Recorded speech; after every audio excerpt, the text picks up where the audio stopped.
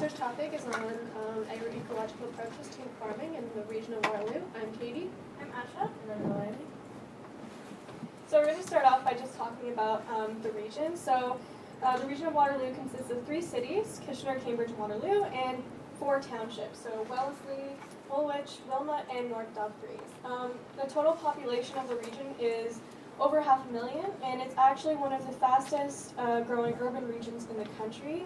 So over the next 20 years, the population is projected to increase by 40%. And having an urban area with 2 universities and a rapidly emerging tech industry are accounting for these rapid changes. So managing this growth is crucial for the region to avoid urban sprawl and other issues. So looking at some recent developments of the food system, so some major changes to the concept of Waterloo's food system began in the early 2000s, and in 2003, the region implemented the Regional Growth Management Strategy, which is part of the regional official plan to manage these changes over the next 20 years. So at this point, the region began to understand the relationship between a healthy population and a sound food system. Through some studies conducted by Public Health, they showed that 58% of adults in 2003 weren't consuming the recommended amount of fruits and vegetables. So around this time, the planning department implemented a section called Food System Planning, and following this, a series of events took place that shaped the food system over the next 7 years. So in 2005, the Public Health Department proposed to create a food system in which all residents have access to and can afford to buy safe, nutritious, culturally acceptable food that has been produced in an environmentally sustainable way and sustains rural communities. In 2007, the Waterloo Food System Roundtable was inaugurated with 18 members from different sectors to give input on food policy. And in 2009, a community food summit took place that named 6 priorities for the food system, including food sovereignty, food policy, urban agriculture, local food infrastructure, farming viability, and access to healthy food.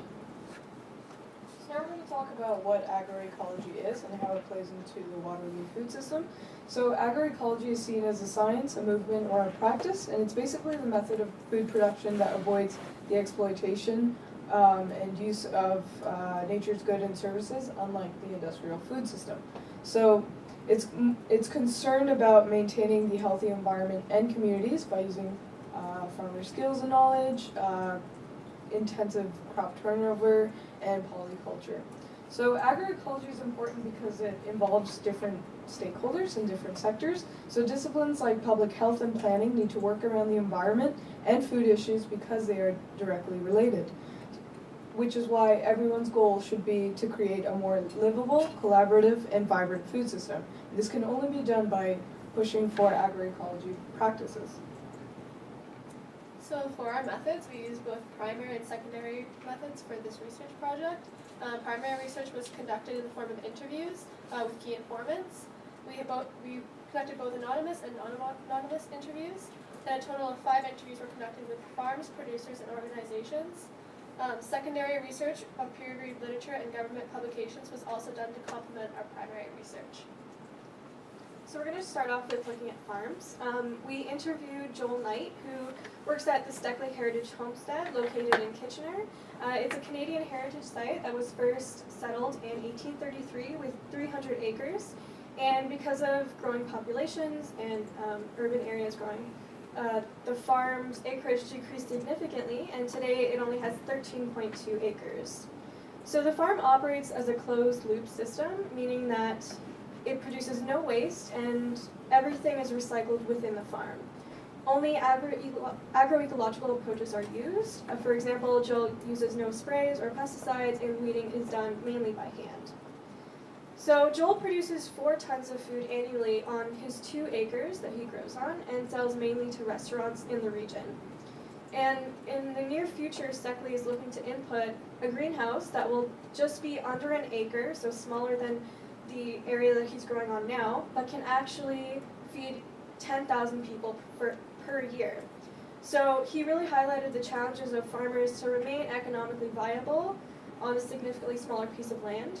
And the greenhouse is an example of how future farming will progress and adapt especially in increasingly populated urban areas.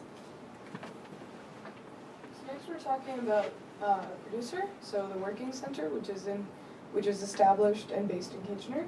So it was established in 1982 as a nonprofit organization, serving as a community hub to develop creative action against problems such as unemployment and hunger.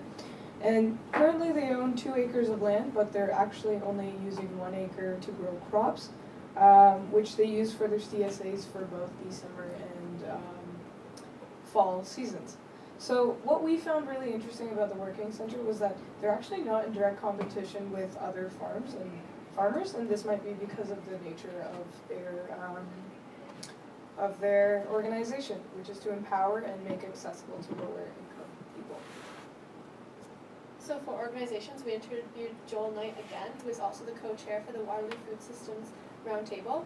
The Roundtable is a network and policy-making group working on developing a healthy food system in the Waterloo region. They have played a large role in implementing the recent policy of making it legal to have urban chickens in the city of Kitchener. However, there are still some restrictions with this policy, such as that you can only have a maximum of 4 chickens, and they have to always be enclosed, so there's definitely still some work that needs to be done with this policy. Joel also suggested some future policy changes that he would like to see, which are more allowances for urban and community gardens, since there are many are on public land, and the city can revoke these permits at any time due to land use changes and zoning changes.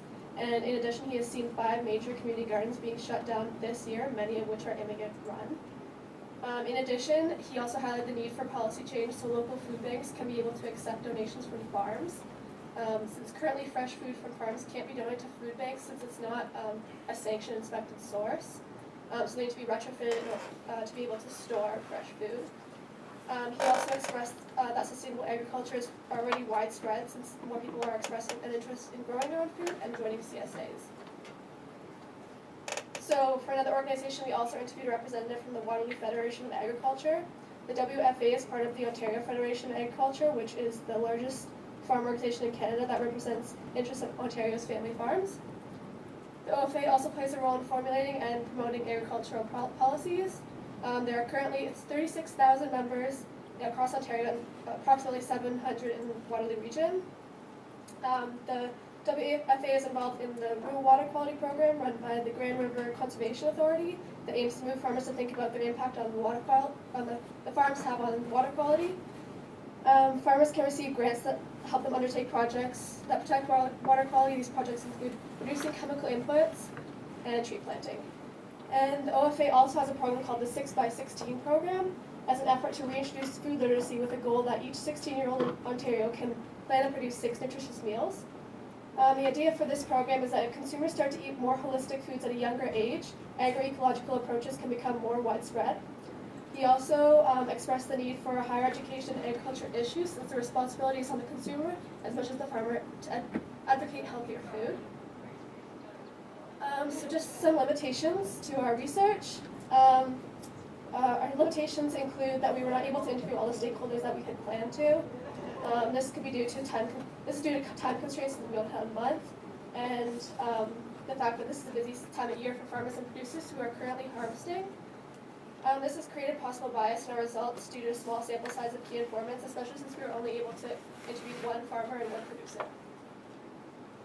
Okay, so our recommendations for the future include changing and adding policies to strengthen the food system and promote agroecology. So, for example, with farmers, Joel gave us the example of the fact that on his farm, he has all of the inputs needed to produce his own biodiesel, but it's currently illegal for farms to make biodiesel, so he has to use regular diesel at this point. Community gardens, like we said, they've had difficulty remaining in their designated spaces because of encroaching development. And like Katie said, Joel knows of 5 community gardens that were shut down just this year. The backyard chicken policy, it's been approved, as we know, which is great. But the chickens actually have to be enclosed at all times, which is kind of going against agroecological approaches where chickens would be roaming outside.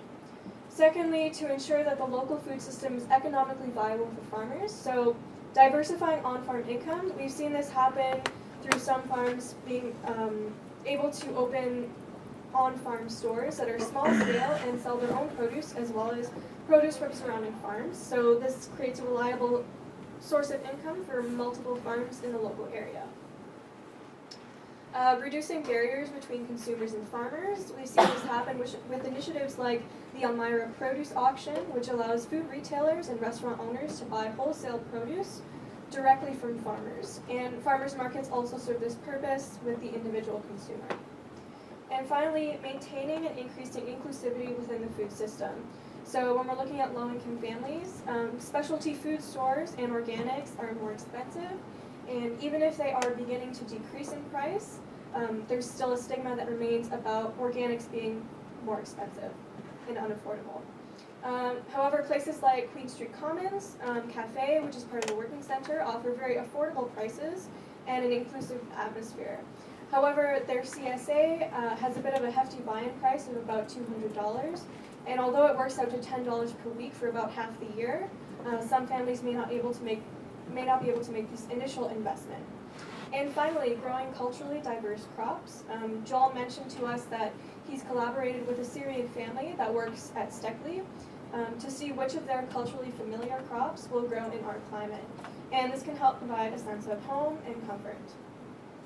So in conclusion, the Region of Waterloo is coming up with alternative means to provide its urban and rural population with sustainable agriculture through CSAs and middlemen producers like the Elmira Auction Group.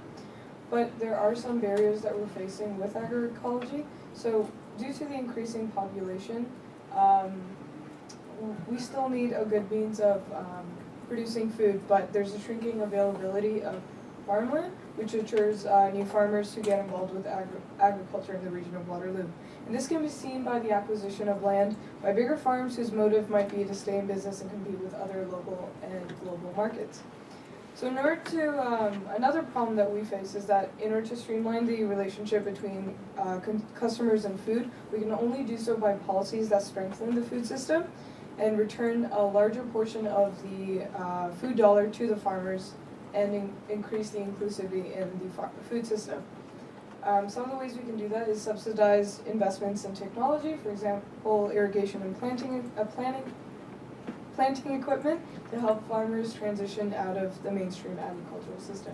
Some of the deterrents could also be that it does take a few years for a transition period from going from conventional farming to sustainable agriculture, which farmers might not be able to afford. And in this post-apocalyptic Trump era, I think that we should seek sustainable agriculture because it's a good means of feeding our people.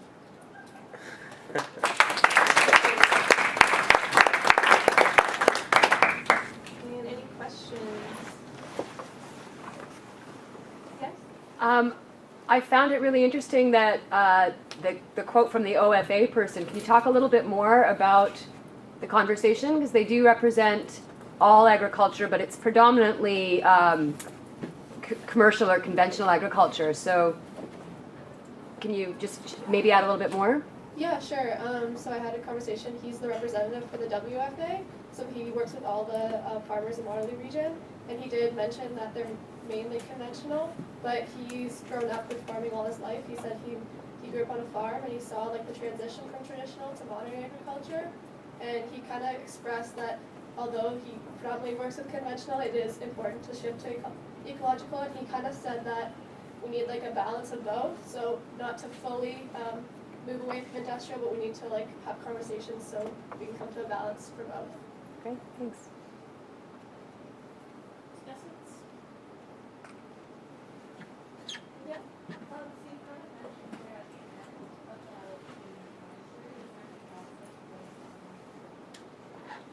It's a really, like, farmland is really expensive to live in Waterloo, and it's just getting more expensive. So that's another way that it just, like, even thinking about like a farmer's income, that young people aren't really interested in agriculture, it seems, like, in comparison to other sectors like technology. So I think that's another deterrent from getting involved. We also found that in the Waterloo region, it's actually not losing as much farmland as the rest of Ontario and nationally.